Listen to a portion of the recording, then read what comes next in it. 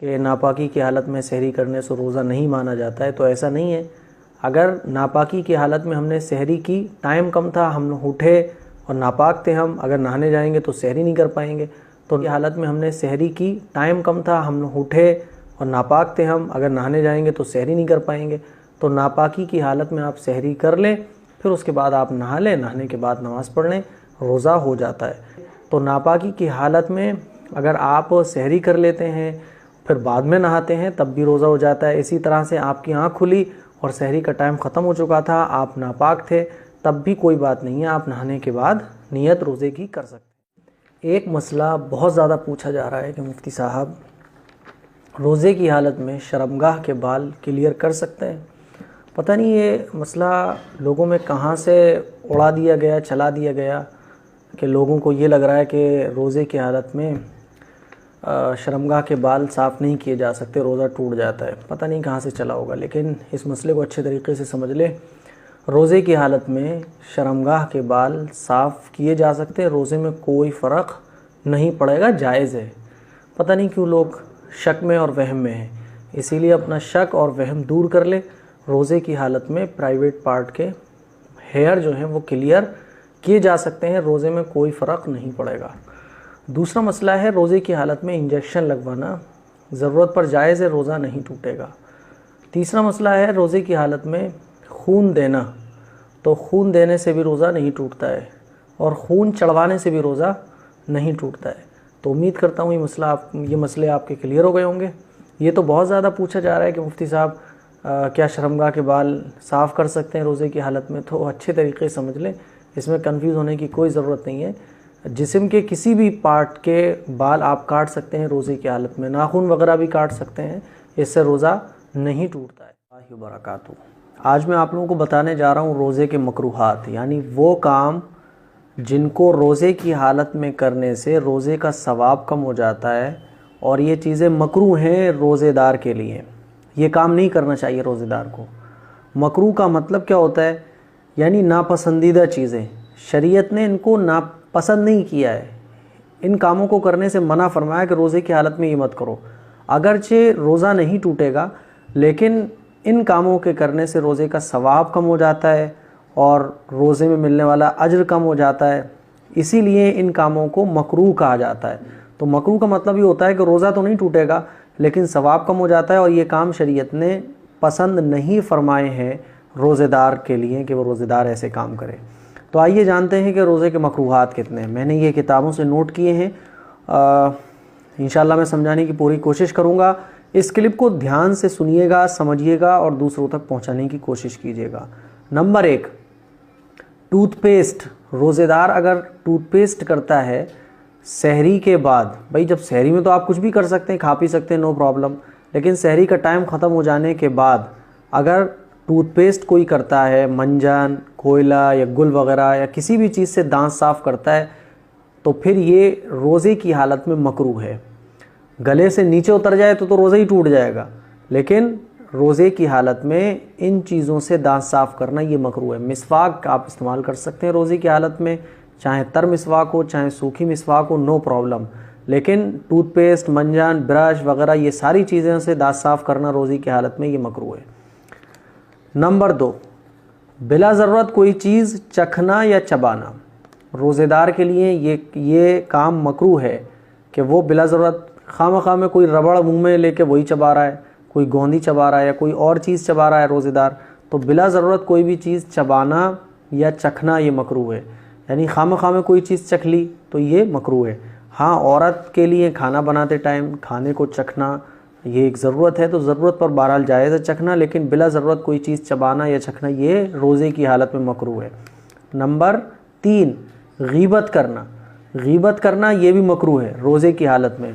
बाज़ उलमा के नज़दीक तो गीबत करने से रोज़ा टूट जाता है, लेकिन हमारे नहीं है। गीबत करना ये बहुत बड़ा गुनाह है, बल्कि ये समझ लें आप कि गुनाह के जितने भी काम हैं, गुनाह कबीरा, झूठ बोलना, गीबत करना, चुगली करना, गाली देना, ये सारे काम रोज़े की हालत में मकरूह हैं। यानी रोज़े की हालत में अगर कोई इन काम को करता है तो रोज़े का सवाब कम हो जाएगा।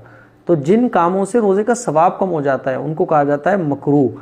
अब मकरूहात का भी लेवल है, जैसे कि टूथपेस्ट या ब्रश करने से रोज़े में ये मकरूह है, लेकिन गीबत करना ये बहुत ज़्यादा बड़ा मकरूह है, ये ज़्यादा बड़ा गुनाह है। तो गुनाह के काम रोज़े की हालत में करना ये ठीक नहीं है। रोज़ा तो नहीं टूटेगा लेकिन रोज़े का सवाब कम हो जाता है। तो गीबत करना ये भी रोज़े की हालत में मकरूह है। अब नंबर 4, मियाँ बीवी का रोज़े की हालत में एक दूसरे के साथ लेटना, गले मिलना और एक दूसरे से बोसो किनार होना, लिपटना चिपटना, ये रोज़े की हालत में ये मकरूह है। ठीक है, अगर इंजाल हो जाए तो रोज़ा टूट जाएगा, या इस तरह साथ लेटने के बाद नफ्स बेख्तियार हो जाए और सोबत हो जाए तो रोज़ा टूट जाएगा। लेकिन रोज़े की हालत में साथ लेटना, बोसो किनार करना, ये तमाम तरह की चीज़ें रोज़े की हालत में ये मकरूह है। नंबर 5, लड़ना झगड़ना, बिला वजह किसी से उलझना और लड़ना झगड़ना, ये भी रोज़े की हालत में मकरूह है। गाली गलौज करना ये भी मकरूह है। अब गाली गलौज चाहे इंसान से हो या जानदार से हो या बेजान से हो, जानवरों से हो, इंसान से हो या वैसे ही बेजान चीज़ों से हो। होता है ना कि बाज़ लोगों को गुस्सा आ रहा होता है, चिड़चिड़ाहट आ रही होती है, तो वो जानवरों को ही गालियाँ देना शुरू कर देते हैं, बेजान चीज़ों पर ही गुस्सा उतारते हैं और गाली गलौज शुरू कर देते हैं। तो रोज़े की हालत में गाली गलौज करना चाहे जिससे हो ये मकरूह है रोज़े की हालत में। नंबर 6, अपने मुँह में थूक जमा करके निकलना। बाज़ लोगों की आदत होती है कि वो थूक मुँह में जमा कर लेते हैं, तो रोज़े की हालत में थूक को जमा करके फिर इकट्ठा करके उसको निकलना, इससे रोज़ा तो नहीं टूटेगा लेकिन ये ऐसा करना रोज़े की हालत में मकरूह है। नंबर 7, बिला ज़रूरत ग्लूकोज चढ़वाना। भाई आप कोई ज़रूरत नहीं थी, खामा में जाके ग्लूकोज की बोतल लगवा ली है, इंजेक्शन लगवा लिए, तो ये रोज़े की हालत में मकरूह है। हाँ, अगर वाकई में तबीयत ख़राब है, कमज़ोरी फील हो रही है या कोई प्रॉब्लम है तो फिर जायज़ है, लेकिन ग्लूकोज चढ़वाने से रोज़ा नहीं टूटता, ये मकरूह है। नंबर 8, टीवी देखना। टीवी देखना ये रोज़े की हालत में मकरूह है। गाने सुनना, मूवी देखना ये रोज़े की हालत में मकरूह है और ये गुनाह है। और गुनाह के काम रोज़े की हालत में अगर कोई करता है तो रोज़ा तो नहीं टूटता है लेकिन रोज़े का सवाब कम हो जाता है। और हदीस में आता है कि बहुत सारे रोज़ेदार ऐसे हैं जो रोज़ा तो रखते हैं लेकिन उनको भूखा प्यासा रहने के सिवा कुछ भी हासिल नहीं होता है। तो हमें चाहिए कि रोज़ा जब रखें तो जो रोज़े के मकरूहात हैं, जो गुनाह के काम हैं, उनसे बचें। नंबर 9, गेम खेलना। रोज़े की हालत में सुबह से शाम तक आदमी गेम में ही लगा हुआ है, गेमों में ही टाइम स्पेंड कर रहा है, तो फिर ये रोज़े की हालत में ऐसा करना मकरूह है। थोड़ा बहुत अगर वैसे ही खेल लिया जाए तफरीह के लिए तब तो गुंजाइश है, लेकिन बस खामखा में सुबह से शाम तक घंटों बर्बाद करना ये रोज़े की हालत में मकरूह है। नंबर 10, गर्लफ्रेंड से बात करना। चूँकि गर्लफ्रेंड से बात करना ये भी गुनाह है और ये हराम है, तो रोज़े की हालत में ऐसा करना भी मकरूह है। मकरूह का मतलब नापसंदीदा है, नहीं करना चाहिए। नंबर 11, गुनाह के काम करना। जितने भी गुनाह के काम हैं, जितने भी गुनाह के काम हैं, चाहे वो गैर महरम से बात करना हो, चाहे वो गाली गलौज करना हो, लड़ना झगड़ना हो, जितने भी गुनाह के काम हैं रोज़े की हालत में गुनाह के काम करना ये मकरूह है। तो ये 11 चीज़ें हैं जो रोज़े की हालत में मकरूह है। रोज़े की हालत में कव्वाली सुनना। बाज़ लोगों को आदत होती है कि वो रोज़े की हालत में खूब कव्वालियाँ बजाते हैं। जैसे ही रमज़ान आया और उन्होंने कव्वालियाँ बजाना शुरू कर दी। इसी तरह से आपको सुबह सहरी के टाइम में भी बहुत सारे नातें, कव्वालियाँ ऐसी मिलेंगी जिसमें खूब सॉन्ग का यूज़ होता है, म्यूज़िक और जो है वो ढोल धमाके खूब उसमें बज रहे होते हैं। तो ऐसी नातें और ऐसी कव्वालियाँ जिसमें म्यूज़िक का इस्तेमाल किया गया हो, ढोल ताशों का इस्तेमाल किया गया हो, ऐसी कव्वालियाँ सुनना, ऐसी नातें सुनना, ये तो रोज़े के बग़ैर भी जायज़ नहीं है। म्यूज़िक का सुनना, जिसमें म्यूज़िक हो, ऐसी कव्वालियाँ नातें सुनना रोज़े की हालत में और रमज़ान में ऐसी चीज़ों का गुनाह और बढ़ जाता है। जिस तरह से रमज़ान में नेकियों का सवाब बढ़ जाता है, इसी तरह से रमज़ान में गुनाहों का गुनाह भी बढ़ जाता है। तो रमज़ान में ख़ास तौर पर रोज़े की हालत में फिर वो भी ऐसी कव्वालियाँ सुनी जाएँ, ऐसी नातें सुनी जाएँ जिसमें म्यूज़िक का इस्तेमाल किया गया हो। जैसे कि सहरी के वक्त में ऐसी कव्वालियाँ बहुत बजती आपको सुनाई देंगी और दिन में भी बहुत सारे लोग बजाते हैं और ये समझते हैं ये सवाब है। याद रखिएगा, ये बिल्कुल जायज़ नहीं है और ये तो बहुत बड़ी तौहीन है हमारे आका सल्लल्लाहु अलैहि वसल्लम के नाम की, अल्लाह के नाम की, कुरान की आयतों की और इस्लामी चीज़ों की। ये बहुत बड़ी तौहीन है कि जिस इस्लाम ने म्यूज़िक को हराम करार दिया है। हुज़ूर अकरम सल्लल्लाहु अलैहि वसल्लम के बारे में आता है कि आका मदनी सल्लल्लाहु अलैहि वसल्लम ने इरशाद फरमाया कि मैं गुनाहों के आलात तोड़ने के लिए आया हूँ, मैं म्यूज़िक वाली चीज़ें तोड़ने के लिए आया हूँ, मैं गिटार वगैरह सितार ये सब तोड़ने के लिए आया हूँ। हुजूर फरमाया करते थे मैं ये सारे आलात जो म्यूज़िक के आलात हैं उनको तोड़ने के लिए आया हूँ।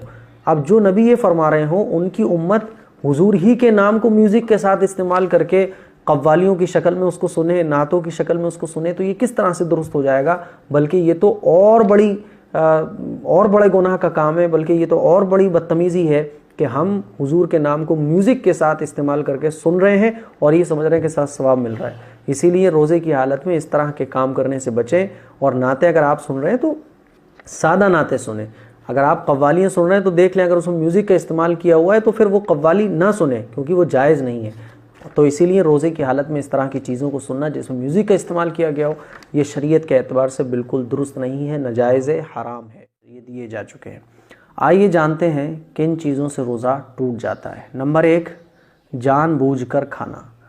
रोज़ेदार है कोई और वो जानकर कुछ खा लेता है या पी लेता है, चाहे वो एक दाना हो या एक कतरा पानी हो, जानकर अगर कुछ खाया या पिया तो रोज़ा ब्रेक हो जाएगा, रोज़ा टूट जाएगा। भूलकर अगर कुछ खाया या पिया तो रोज़ा नहीं टूटेगा। भूलकर कुछ खाया या पिया तो रोज़ा बिल्कुल नहीं टूटेगा, लेकिन जैसे ही याद आ जाए तो फ़ौरन रुक जाए। ऐसा नहीं कि भूलकर कुछ खाया पिया फिर बाद में याद आया तो सोचा यार थोड़ा सा और खा लूँ तो रोज़ा टूट जाएगा। जानबूझकर अगर कुछ खा लिया या पी लिया तो रोज़ा बिल्कुल टूट जाएगा। इसी तरह से अगर किसी को मसला पता नहीं था कि भूलकर खाने से रोज़ा नहीं टूटता है और उसने भूलकर कुछ खा लिया, फिर उसने सोचा यार अब तो मेरा रोज़ा टूट गया, ये समझते हुए उसने फिर खा लिया दोबारा जानकर, तब भी उसका रोज़ा टूट जाएगा। इसीलिए मैंने कहा कि रोज़े के मसाइल हैं, ये जानना ज़रूरी है। नंबर 2, मुश्तज़नी से यानी मस्टरबेशन करने से रोज़ा टूट जाता है, लेकिन शर्त यह है कि मनी निकल जाए। किसी ने मस्टरबेशन किया, किसी ने मुश्तज़नी की और मनी निकल गई तो रोज़ा ब्रेक हो जाएगा, रोज़ा टूट जाएगा। और ऐसा करना रोज़े की हालत में ये बहुत बड़ा गुनाह है। रोज़े के अलावा भी मुश्तज़नी मस्टरबेशन इस्लाम में हराम है, बहुत बड़ा गुनाह है। और रोज़े की हालत में अगर किसी ने ऐसा किया तो ये तो और भी बड़ा गुनाह है। तौबा करना ज़रूरी है और रोज़ा टूट जाएगा और फिर उस रोज़े की क़ज़ा करना ज़रूरी होगी। लेकिन अगर मुश्तज़नी की और मनी नहीं निकली, मस्टरबेशन किया और मनी नहीं निकली तो फिर रोज़ा नहीं टूटेगा। लेकिन फिर भी रोज़े की हालत में इस तरह करना ये गुनाह है, जायज़ नहीं है। नंबर 3, नाक में दवा डालने से भी रोज़ा टूट जाता है। किसी ने नाक में दवा डाली तो रोज़ा टूट जाएगा। इसी तरह से नंबर 4, बीड़ी सिगरेट हुक्का पीने से रोज़ा टूट जाता है, क्योंकि बीड़ी सिगरेट हुक्के के अंदर धुआं होता है और वो धुआं अंदर जाता है और गले से नीचे कोई चीज़ जब उतर जाए तो फिर रोज़ा टूट जाएगा। तो बीड़ी सिगरेट हुक्का पीने से रोज़ा टूट जाएगा। नंबर 5, पानी की कुल्ली की, और या पानी से हम गरगरा कर रहे थे और कुल्ली करते हुए पानी से हम कुल्ली कर रहे थे, पानी जो है वो गले से नीचे उतर गया, तो गलती से अगर कुल्ली करते हुए पानी हलक से नीचे उतर जाए तो फिर रोज़ा टूट जाएगा। होता है ऐसा, कभी हम लोग वज़ू कर रहे होते हैं और कुल्ली कर रहे होते हैं तो गलती से वो पानी अंदर चला जाता है, हम लोग सोचते हैं यार क्या हुआ, तो बस रोज़ा टूट जाएगा। अगर गलती से भी पानी कुल्ली करते हुए गरगरा करते हुए गले से नीचे उतर जाए तो फिर रोज़ा टूट जाएगा, ख़त्म हो जाएगा। नंबर 6, जानबूझकर वॉमिटिंग करना मुंह भरकर, इससे भी रोज़ा टूट जाता है। अच्छा, कुछ लोग ये समझते हैं कि क़य हो जाए यानी वॉमिटिंग हो जाए तो रोज़ा टूट जाएगा। देखिए एक बात, इस मसले को ज़रा अच्छे तरीके से समझ लें। अगर वॉमिटिंग खुद ब खुद हो रही है तो फिर थोड़ी हो, ज़्यादा हो, कितनी ही हो, नो प्रॉब्लम, रोज़ा नहीं टूटेगा। लेकिन जानबूझकर कोई वॉमिटिंग कर रहा है, उंगली डाल के, या जी घबरा रहा है तो जानबूझ के वॉमिटिंग कर रहा है और वॉमिटिंग इतनी हो गई कि जिससे मुंह भर जाए यानी बहुत ज़्यादा हो गई, तो फिर रोज़ा ब्रेक हो जाएगा, टूट जाएगा। बात समझ आ गई? अगर खुद ब खुद वॉमिटिंग हो रही है, क़य हो रही है, खुद ब खुद उल्टी हो रही है, चाहे वो खूब हो, कम हो, ज़्यादा हो, बार बार हो, नो प्रॉब्लम, रोज़ा नहीं टूटेगा। लेकिन खुद से अगर वॉमिटिंग किसी ने की उंगली डाल के या वैसे किसी और तरह से, तो फिर रोज़ा ब्रेक हो जाएगा। नंबर 8, हैज़ और निफास के आ जाने से रोज़ा ब्रेक हो जाता है, रोज़ा टूट जाता है। कोई खातून थी, रोज़ा रखा उसने, हैज़ आ गया, पीरियड टाइम शुरू हो गया, तो फिर रोज़ा टूट जाएगा। इसी तरह से कोई खातून थी, रोज़े की हालत में थी, बच्चे की पैदाइश हो गई, तो रोज़ा टूट जाएगा। और फिर जब तक निफास के जो दिन चलते हैं, फिर जब तक वो ख़त्म नहीं हो जाते, उसके बाद ही फिर वो रोज़ा रखेंगी। तो हैज़ और निफास आ जाने से भी रोज़ा टूट जाता है। नंबर 9, रोज़े की हालत में शर्मगाह में कोई दवा रखना, इससे भी रोज़ा टूट जाता है। बहुत सारी बीमारियां ऐसी होती हैं जिनमें शर्मगाह में, चाहे आगे रखना हो या पीछे रखना हो, शर्मगाह में दवा रखी जाती है। तो याद रखिएगा, रोज़े की हालत में अगर कोई शर्मगाह में दवा रखता है तो फिर रोज़ा ब्रेक हो जाएगा, रोज़ा टूट जाएगा। कोई अगर किसी को ऐसी बीमारी है कि दवा रखना ज़रूरी है तो फिर आप ये रोज़े बाद में रखें, इन रोज़ों की क़ज़ा करें जब तक आपकी तबीयत ठीक नहीं हो जाती है। और अगर दवा रखे बिना काम चल सकता है तो फिर आप रोज़े रखें। नंबर 10, दिल के मरीज़ जो होते हैं वो ज़बान के नीचे एक दवा रखते हैं। तो दिल के मरीज़ जो दवा ज़बान के नीचे रखते हैं उससे भी रोज़ा टूट जाता है। लेकिन इसमें ज़रा तफसील ये है कि ज़बान के नीचे जो हार्ट पेशेंट दवा रखते हैं तो उसमें बहुत सारी दवाएं वो होती हैं जो दवा अंदर नहीं जाती हैं, गले से नीचे घुल के नहीं पहुंचती हैं, बल्कि वो रगों में जाती हैं, रगों में जज्ब होती हैं। तो जो दवा रगों में जाएगी, रगों के ज़रिए अंदर जाएगी, उससे रोज़ा नहीं टूटेगा। और जो दवा धीरे धीरे घुल के अंदर जाती है थूक के रास्ते से, उससे वो रोज़ा टूट जाएगा। ये है। बहरहाल हार्ट पेशेंट अगर हैं और वो रोज़ा रख रहे हैं और ये दवा रखे बगैर उनका काम चल सकता है तो वो दवा ना रखें, और अगर मजबूरी है तो फिर रख सकते हैं। डॉक्टर से पूछ लें कि ये दवा कैसी है। बहरहाल मैंने तफसील बयान कर दी है। इसी तरह से 11, दवाई का भपारा लेने से, ज़ुकाम में जो दवा की भांप ली जाती है ना, तो किसी भी दवा की अगर भांप ली जा रही है तो उससे भी रोज़ा टूट जाता है। रोज़े की हालत में भांप नहीं लेना चाहिए। अगर कोई भांप ले लेता है, दवा की भपारा ले लेता है, तो रोज़ा ब्रेक हो जाएगा। नंबर 12, इन्हेलर से रोज़ा टूट जाता है। दमे के जो पेशेंट होते हैं उनको जो है इन्हेलर की ज़रूरत पड़ती है, तो रोज़े की हालत में अगर कोई इन्हेलर यूज़ करता है तो रोज़ा ब्रेक हो जाएगा। इसीलिए अगर ऐसा मर्ज़ है आपको कि इन्हेलर के बगैर काम ही नहीं चलता है तो फिर आप रोज़े बाद में रखें जब अल्लाह आपको सेहत अता कर दे। और अगर इन्हेलर के बिना काम चल सकता है तो रोज़े की हालत में इन्हेलर का यूज़ ना करें। अब आइए नंबर 13, बीवी से हमबिस्तरी करने से भी रोज़ा टूट जाता है। मियाँ बीवी हमबिस्तर हुए और दोनों की शर्मगाह एक दूसरे से मिल गई तो फिर चाहे मनी निकले या ना निकले रोज़ा टूट जाएगा, है ना। और कफ़ारा भी वाजिब होगा, कफ़ारा भी ज़रूरी होगा। इसी तरह से मियाँ बीवी एक दूसरे से बातचीत कर रहे थे, प्यार मोहब्बत की बोसो किनार हो रहे थे, तो शौहर ने बीवी का थूक मुंह में ले लिया और अंदर चला गया वो, तो शौहर का रोज़ा टूट जाएगा। इसी तरह से बीवी ने प्यार और मोहब्बत करते हुए शौहर का थूक मुंह में ले लिया और वो अंदर चला गया गले से, तो बीवी का रोज़ा टूट जाएगा। तो मियाँ बीवी अगर प्यार करते हुए एक दूसरे का थूक अंदर ले लेते हैं तो जो भी थूक अंदर लेगा उसका रोज़ा टूट जाएगा। इसी तरह से मियाँ बीवी एक दूसरे से हंसी मजाक कर रहे थे तो शौहर की मनी निकल गई, है ना, तो भी रोज़ा टूट जाएगा शौहर का, बीवी का नहीं टूटेगा। अगर बीवी की मनी निकल गई तो बीवी का रोज़ा टूट जाएगा। तो ये बहुत ज़रूरी मसाइल हैं। बहरहाल रोज़े की हालत में मियाँ बीवी को एक दूसरे से दूर रहना चाहिए, बिला वजह में करीब नहीं आना चाहिए, क्योंकि फिर जब आप करीब आएंगे तो बिला वजह एक बहुत बड़ा गुनाह जो रोज़े की हालत में हो सकता है और आमतौर पर हो भी जाता है। इसीलिए रोज़े की हालत में, दिन में, रोज़े की हालत में कह रहा हूँ मैं, रोज़े की हालत में मियाँ बीवी को एक दूसरे से करीब नहीं होना चाहिए। इसी तरह से मूवी वगैरह देखते हुए अगर किसी की मनी निकल जाती है तो रोज़ा टूट जाएगा। अच्छा, रोज़े की हालत में आप सोए और एहतलाम हो गया तो रोज़ा नहीं टूटेगा। रोज़े की हालत में एहतलाम होने से रोज़ा नहीं टूटता है। और रोज़े की हालत में वैसे ही थोड़ा बहुत पानी निकल जाए तो उससे भी रोज़ा नहीं टूटता है। तो ये बहुत सारी चीज़ें थी जो मैंने आप लोगों के सामने क्लियर की हैं। उम्मीद करता हूँ ये सारी चीज़ें आपको समझ आ गई होंगी। एक मसला और है, नंबर 16 पर किसी ने ज़बरदस्ती खाना खिला दिया। कोई रोज़ेदार था और उसने जो कोई आया और उसने धमकी देकर या ज़बरदस्ती मार कूट के ज़बरदस्ती खाना खिला दिया, तब भी रोज़ा टूट जाएगा। तो ये वो मसाइल थे जो मैंने आप लोगों से शेयर किए हैं। अल्लाह व बरकातहू। रोज़े की हालत में टीवी देखना कैसा है, पबजी गेम खेलना कैसा है और वीडियोज़ देखना कैसा है, ये सवाल पूछा गया है। रोज़े की हालत में टीवी देखना, पबजी गेम खेलना और वीडियोज़ देखना, ये टाइम की बर्बादी है।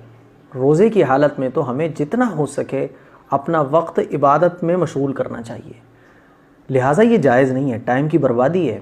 आप रोज़े की हालत में जितना हो सके अल्लाह से ताल्लुक़ मजबूत करें, कुरान मजीद की तिलावत करें। फ्री बैठे हुए तो आप तस्बीह पढ़ें, ज़िक्र व अस्कार पढ़ें, दुरूद शरीफ पढ़ें।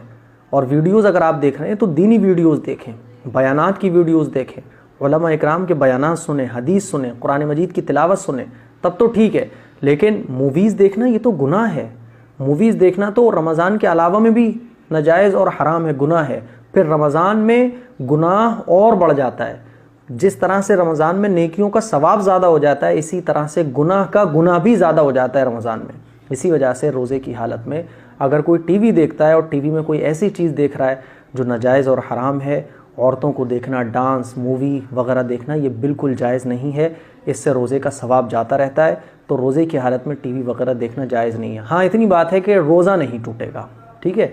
दूसरी चीज़ पबजी गेम खेलना, तो ये भी वही है, टाइम की बर्बादी है और ये भी दुरुस्त नहीं है, लेकिन रोज़ा नहीं टूटेगा। वीडियोस देखने से भी रोज़ा नहीं टूटता है। हाँ, ये अलग बात है कि आप कोई डांस वगैरह देख रहे हैं और फिर डांस वगैरह देखते हुए अगर आपकी मनी वगैरह निकल जाती है तो फिर रोज़ा टूट जाएगा। लेकिन वैसे ही डांस वगैरह, मूवीज़ देखते हुए पानी वगैरह अगर आ जाते हैं, कतरे वगैरह, तो इससे फिर रोज़ा नहीं टूटेगा। लेकिन बहरहाल ये रोज़े की हालत में बहुत बड़ा गुनाह है, तौबा करने की ज़रूरत है। तो आप रोज़े की हालत में दीनी वीडियोज़ देख सकते हैं, कुरान मजीद की तिलावत सुन सकते हैं, लेकिन इस तरह के काम जिससे टाइम की बर्बादी होती हो, ये दुरुस्त नहीं है। इसीलिए इससे बचें और जितना हो सके रोज़े की हालत में अपना टाइम इबादत में लगाएं। रोज़े की हालत में अगर किसी खातून को हैज़ शुरू हो जाता है, पीरियड टाइम शुरू हो जाता है, तो फिर रोज़ा टूट जाता है, रोज़ा ब्रेक हो जाता है। ख़वातीन में एक गलत फहमी ये फैली हुई है कि ज़वाल से पहले अगर पीरियड शुरू हो जाए तो रोज़ा ख़त्म हो जाएगा, और अगर ज़वाल के बाद पीरियड शुरू हुआ है तो फिर रोज़ा ख़त्म नहीं होगा बल्कि रोज़ा पूरा हो जाता है। तो ये सिर्फ़ एक गलत फहमी है, गलत मसला है जो लोगों में चल निकला है, इसकी कोई हकीकत नहीं है। देखिए, रोज़ा जो नाम है वो है सहरी से लेके इफ्तार के वक्त तक, ये पूरा टाइम रोज़े का कहलाता है। इस बीच में अगर किसी को पीरियड आ जाता है तो फिर रोज़ा ख़त्म, बस फिर इस रोज़े की क़ज़ा रमज़ान के बाद करना ज़रूरी होगी। बात समझ आ रही है? तो ये मसला क्लियर हो गया कि अगर किसी को रोज़े की हालत में पीरियड आ गया, हैज़ शुरू हो गया, तो फिर वो रोज़ा ख़त्म हो जाएगा, टूट जाएगा। इफ्तार से 5 मिनट पहले अगर किसी को पीरियड आ गया तो रोज़ा फिर ख़त्म हो गया, उस रोज़े की क़ज़ा ज़रूरी होगी। तो उम्मीद करता हूँ ये मसला आप लोगों के समझ में आ गया होगा। अब ख़वातीन परेशान हो जाती है, भाई हैज़ की हालत में, पीरियड की हालत में रोज़े छूट गए, इतने रोज़े छूट गए, अब क्या करें। तो देखिए, परेशान होने की कोई ज़रूरत नहीं है। अल्लाह रब्बुल इज़्ज़त की तरफ से ये होता है और इसमें हमारा कोई इख्तियार नहीं होता, हमारा कोई दखल नहीं होता। हम रोज़े छोड़ना नहीं चाहते, हम इबादत छोड़ना नहीं चाहते। तो अल्लाह की ज़ात से उम्मीद और यकीन हमें ये रखना चाहिए कि अल्लाह हमें ये जो भाई हैज़ आया, ख़वातीन को हैज़ आ रहा है, रोज़े की हालत में आ गया, रोज़े छूट गए, तो अब इस पर अल्लाह अज्र देगा, अल्लाह इस पर अज्र देगा। हमें ये यकीन रखना चाहिए, सही है ना। क्योंकि हमारे दिल में तो तड़प है, हमारे अंदर तो तलब है, हम तो चाहते थे रोज़ा रखना, हम तो चाहते थे इबादत करना, तरावी पढ़ना, लेकिन ये प्रॉब्लम हमारे सामने आ गई। तो ऐसा नहीं है कि हमें अज्र से हम महरूम रह जाएंगे, अज्र हमें ज़रूर मिलेगा। पहली चीज़ तो ये हमें। अब रही बात ये कि हैज़ की हालत में कौन सी इबादत कर सकती हैं ख़वातीन, तो देखिए, नमाज और कुरान के अलावा जितनी भी चीज़ें हैं रमज़ान में वो पढ़ सकती हैं। तस्बीह है, ज़िक्र व अस्कार है, दुरूद शरीफ है, ये सारी चीज़ें आप रमज़ान में नापाकी के डेज़ में भी पढ़ सकती हैं। तो बाकी सारे काम करें आप, बस नमाज और कुरान नहीं पढ़ सकती।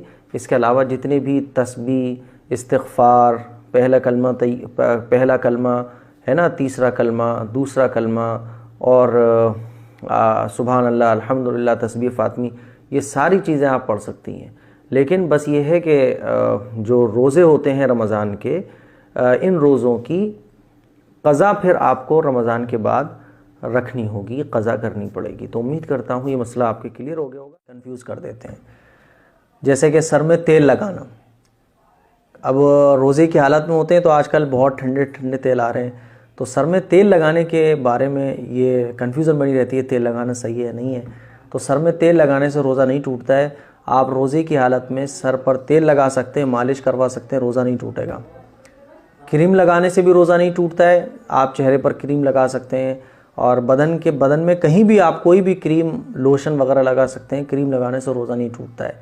इसी तरह से एक साहब को ज़ुकाम हो रहा था और उनके सर में दर्द भी हो रहा था, तो पूछ रहे थे विक्स लगा सकते हैं मुफ्ती साहब? तो भाई आप यहाँ विक्स लगा लें, यहाँ विक्स लगा लें, तो विक्स लगा सकते हैं, नो प्रॉब्लम। विक्स लगाने से रोज़ा नहीं टूटता है। इसी तरह से आँख अगर किसी की दुख रही है तो कोई सुरमा अगर लगाता है तो सुरमा लगाने से भी रोज़ा नहीं टूटता है। कान में कोई दवा डाली आपने तो कान में दवा डालने से भी रोज़ा नहीं टूटता है, लेकिन शर्त यह है कि कान का पर्दा ठीक हो। अगर आपके कान में कोई प्रॉब्लम नहीं है, वैसे ही कान में आपने दवा डाली या नहाते में पानी चला गया तो रोज़ा नहीं टूटता है। इसी तरह से आँख में दवा डालने से भी रोज़ा नहीं टूटता है। आँख में कोई प्रॉब्लम आपके हो रही थी, आपने आँख में दवा डाली तो आँख में दवा डालने से भी रोज़ा नहीं टूटता है। लेकिन इसमें यह है कि बाज़ उलमा ये कहते हैं कि आँख में दवा डालने से रोज़ा टूट जाता है, लेकिन सही तहकीक ये है कि आँख में दवा डालने से रोज़ा नहीं टूटता है। लेकिन बहरहाल एहतियात आप बरतें। बेहतर ये है कि आँख में अगर कोई ज़्यादा प्रॉब्लम नहीं है तो रोज़े की हालत में आँख में दवा डालने से बचें, एहतियात बेहतर है। लेकिन ज़्यादा प्रॉब्लम हो रही है तो आप आँख में दवा डाल सकते हैं। सही बात यह है कि आँख में दवा डालने से रोज़ा नहीं टूटता है, लेकिन जिस मसले में उलमा के दो कौल हो जाएं तो एहतियात बरतनी चाहिए। इसीलिए बेहतर ये है कि आँख में दवा डालने से बचें। रखेंगे रोज़ा किन चीज़ों से नहीं टूटता है, आज मैं यही चीज़ें बताने जा रहा हूँ। सही मसला पता होना ये बहुत ज़रूरी है। नंबर 1, भूल कर खाने पीने से।